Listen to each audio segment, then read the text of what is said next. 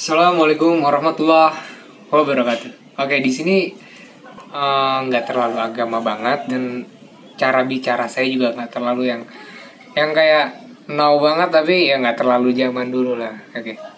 Tapi gini, di sini kita akan membicarakan tentang pohon rindang dan benih kecil. Sebelumnya apa sih pohon rindang dan benih kecil itu? Jadi gini, pohon rindang dan benih kecil itu kalau diibarat katakan di dunia manusia gitu kan,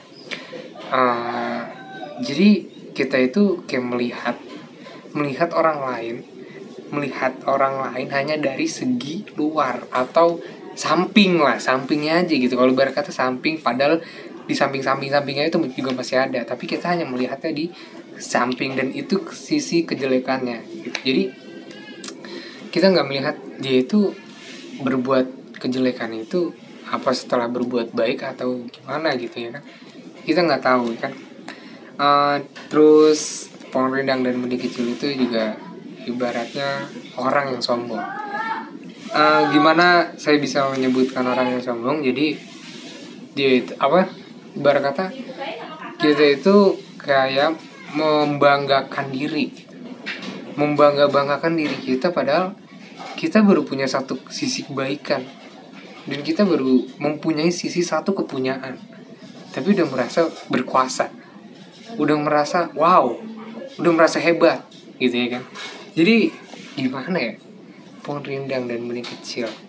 Pohon rindang dia besar, hanya melihat benih kecil, dia olok-olok tuh benih kecil ya kan, tapi dia nggak nyadar kalau sebelumnya pohon rindang itu adalah dari benih yang kecil. Tapi nggak tahu sih ya kalau di pertanaman duniawi gitu pohon rindang tumbuhnya gimana, nggak tahu. Intinya kan benih kecil itu kan bisa menjadi besar. Jadi di sini tuh nggak ada yang prosesnya brojol gitu langsung sukses, langsung baik gitu ya kan. Kita melewati dulu masa-masa jelekan ya kan, masa-masa sulit, terus kayak apa namanya,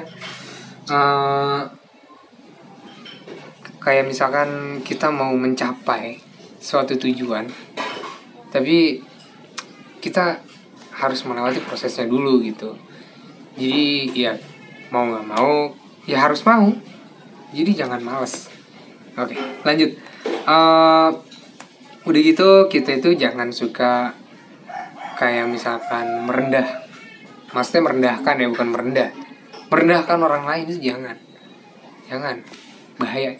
bahaya itu akan menjadi cerminan, akan memantul pada diri sendiri. Nah udah gitu kita itu jangan